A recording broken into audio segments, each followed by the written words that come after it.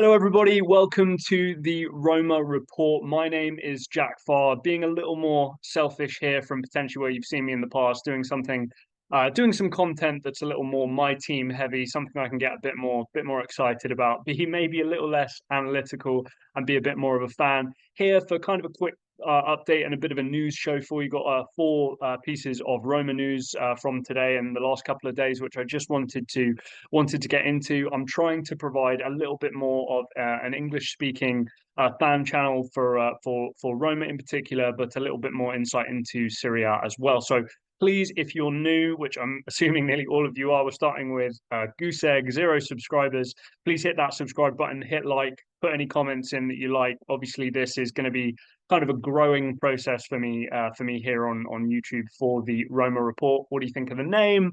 Logos, really want to try and build a proper community here. So nice to have you guys along. But without any further ado, let's get into a little bit of news. First of all, Roma, Matias Soule from Frosinone, obviously permanently from Juventus. Very, very exciting. Hopefully, the medical is going to take place tomorrow. There'll be an official announcement. I always, as a fan, get incredibly nervous until I see them holding the shirt and I see the official, official responses from official AS Roma on X to make sure that we kind of have our man. But look, I'll be honest with you. For me personally, um, I've noticed that there's been a little bit of a fall off in terms of the standards and the quality of the Roma players, especially in attacking positions from years past. And it's just a case of trying to build that up again. And I think that we've entered the market at a good time for a good fee for a really, really good player who's also very, very exciting. I know me and hopefully lots of you will be very excited in the likes of Baldanzi and hope that he can maybe take a next step and come in. But Paulo Dybala will not go on forever. And the only reason, in my view, as to why Roma have kept hold of such a player is those wages. The release clause, if you're not particularly bright and you don't really know how the finances in football work, you might look at the release clause and go, "Oh my God, somebody needs to go and get Paulo Dybala to play for Arsenal, to play for whoever." Realistically, we all know that the wages are the big stumbling block. And I think Paulo Dybala's found a real home in Roma. The fans absolutely love him, of course, and he's always capable of that little bit of magic when maybe the game plan's not going your way. He can cut in left foot, top left-hand corner, and he can change a game for you. So we do need something to kind of take the next step to take the reins from him a little bit in an attacking sense. And as we know, it's kind of all change at Roma up the top end of the field. I do have a tweet in front of me, Data MB, which is an X account, a Twitter account. With a good amount of followers, looks like a website for just kind of a football database. And while he was at Frosinone, here are some stats for you that will hopefully get you very, very excited about Matias Soule. This is compared to all Serie A wingers. Matias Soule, offensive duels, first in the league. Key passes, first in the league. Shot assists, first in the league. Deep completions, presumably that's maybe deeper passing, I longer passing, which would kind of surprise me. I'll have to double check that one potentially. First, regardless, first. Passes, first, not just a player who wants to cut in and shoot, or not just a player who wants to take a man on and lose the ball. Keen to pass the ball, able to move with it. Through balls, first. Now we get on to shame, seconds. Expected goals, second. Progressive passes, second. Dribbles, second. Shots, second. Headed goals, second. That's in a Frosinone team. You'd like to think in a Daniele De Rossi Roma team with the likes of Paredes, of Pellegrini, these kinds of guys in midfield, even at the centre back and the defence, refreshing the fullback positions, he's going to have a better opportunity to show his ability and to continue. His medical tomorrow, I'm so excited about Matias Soule. Hopefully he can stay fit, really develop and make a push for Roma to be in the top four next year. I believe that has got to be not the minimum requirement, but the minimum requirement. Next up, I did just want to talk about Samuel Dahl, the Swedish fullback that Roma have signed. I don't think it's too crazy to say that Angelino is going to be the starting left back for Roma. Obviously, after Spinazzola leaving, and I don't have a problem with that, especially for the fee. I think it's a really really good signing, and I think for where Roma are at, his age, his whole profile, confidence levels, played in big games, played for big clubs. I'm very much okay with him kind of holding the fort for a little bit. But this really struck me with Samuel Dahl's latest interview. Um, this was with Roma TV. I'm very happy to be here. I want to thank the owners of Roma and the club for this opportunity. I feel very lucky. I sincerely expect a lot from this. I know that Roma is a club that has a great desire to win. Naturally, I'd like to play as many matches as possible, help the team as much as possible to win. Roma is one of the biggest clubs in Europe with a great history, excellent players, good coach. It's a fantastic club. Only heard good things about. My characteristics: I'm small, fast, good with the ball at my feet. That's what I want to show here in Rome. I want to play with the team and show my qualities. He talks about De Rossi as a huge legend, offensive minded football. This is my first time in Rome. I've heard only good things. I'm happy to be here. I can't wait to get to know the city, the club, and obviously get on the pitch. My message to the fans: Forza Roma. So we've got a player with a little bit of ambition here. I think this is beneficial for a couple of reasons. First of all, Angelino is going to be kept honest here. Let's be perfectly honest. I think that this is a guy, he debuted for Sweden for the national team. I'm not saying that the competition for to be Sweden's left back is the greatest in the world, but at 21 years old to be starting for your country in a team like Sweden is still very, very good, very, very promising. I think that this is going to keep Angelino honest. I think it will mean that he's going to have to show up to training every day and have somebody who's really, really pushing him. And then when the time comes, he'll be able to break through. Now, could he break through as early as this season? I don't know, but I think it's possible. And for me, his ambition, the fact that he does love the club, he's spoken about his qualities, wants to show his qualities. I know it's only an interview, but I'm very, very excited personally about Samuel Dahl and what he's said there.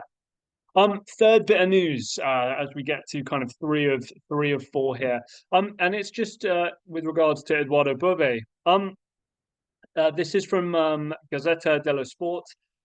They are kind of reiterating their thought process that 20 million euros is going to be kind of the held fee for keeping Edoardo Bove as part of the team. Now, listen, he's one of my favorite players. I like people who run, who bust a gut. For me, I'm British, I'm English, so the classic joke is I'd rather have somebody who's bad, who tries really hard, than somebody who has talent but conserves their energy. That's kind of a bit of a cliche, obviously from my country.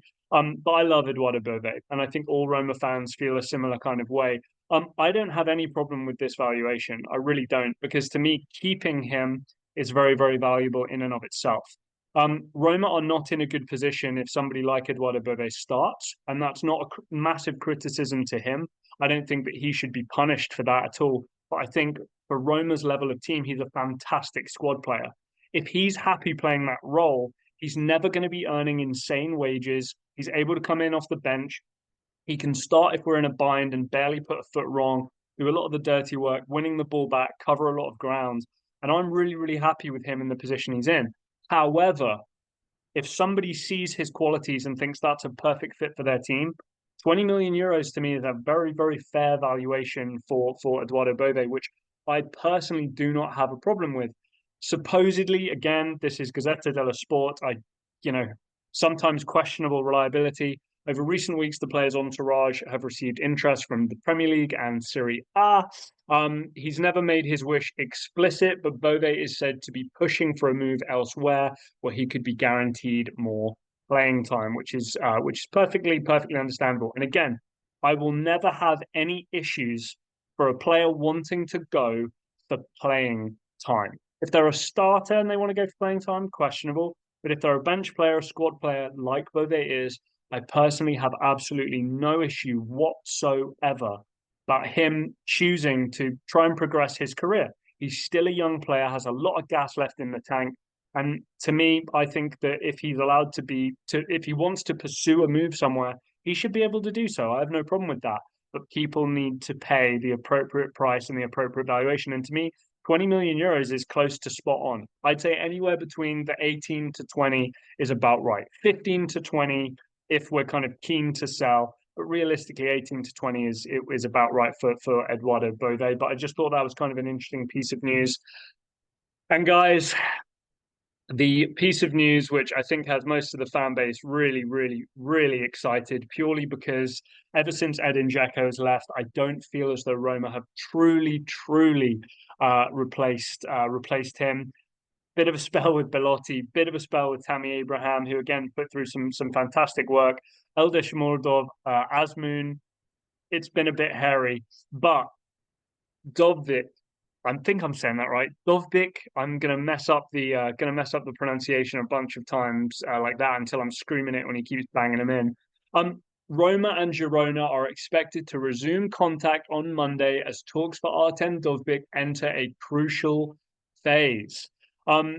Supposedly there was some sort of deal available for him to be going to Atletico Madrid, but that has fallen through. Now, I'm not entirely sure why that is. There's been some rumors about agent commissions, signing on fees, things of this nature. If we're talking about a financial game, it would surprise me a great deal if Roma were able to compete. Excuse me, especially with such a big team that makes consistent Champions League football, has a really good pedigree in Atletico Madrid. Fabrizio Romano has said that Roma and Girona will have talks over the following weeks. Supposedly, Girona value him at about 40 million euros, but personal terms have already been agreed with Roma, if I can find the badge on the right side of my shirt here. Guys, 6'2", left-footed, strong, a real kind of monster. Again, I think it would be massively beneficial if somebody like Tammy Abraham could be offloaded. Roma have done a fantastic job in either letting contracts expire, letting players just go back on loan to where they were, or selling players altogether. The wage bill is in a much healthier place now, which is why this spending has been able to happen. And let's be honest, it's been in kind of desperate need. Been some good play in the free agent market. I would imagine the Hatem Aouar free agent deal, getting him just after a year of his wages for 12 million euros and getting him off the wage bill was probably a good financial deal for the club as well, which has been really, really positive. Again, there's always academy kids coming through as well from the Primavera teams. I'm getting kind of excited now that Roma are investing some money in some young players and some players who need to do it now. Dovbyk is that kind of guy. 27 years old, hasn't played a crazy amount of games, and I think we will see the best of him between the ages of 25 and 30, which he's right in the midst of here. I'm a little worried about his one kind of elite season, moving to a different league. I would say, especially as an attacking player, a significantly harder league to operate in Serie A as opposed to La Liga as well. I'm very, very excited. Similarly to Matias Soule, I want to see him hold the shirt up. I want to see the interview. I want to see the official AS Roma interview and promotion for him being signed. Couple of things that scare me though. If the deal with Atletico Madrid fell through for financial reasons, the Premier League scares me and will always scare me. And if you're watching here and you're a Roma fan, I'm sure you're terrified of what the Premier League is capable of financially as well. We saw Joshua Zirkzee, a great example of somebody who looked odds on to join Milan, but for whatever reason, Manchester United came in, paid more than the release clause just so that they could do their payments over multiple years, paid a much higher agent fee than Milan were willing to pay. That is scary, especially with kind of a scarcity of top-level strikers available and Dovbyk being available for what I think is a pretty fair and reasonable fee, ready to go at it with his physical profile. The Premier League absolutely terrifies me in terms of jumping in and being able to take this deal. A team like, I'll just throw it out there, a team like West Ham scares the hell out of me in relation to this deal.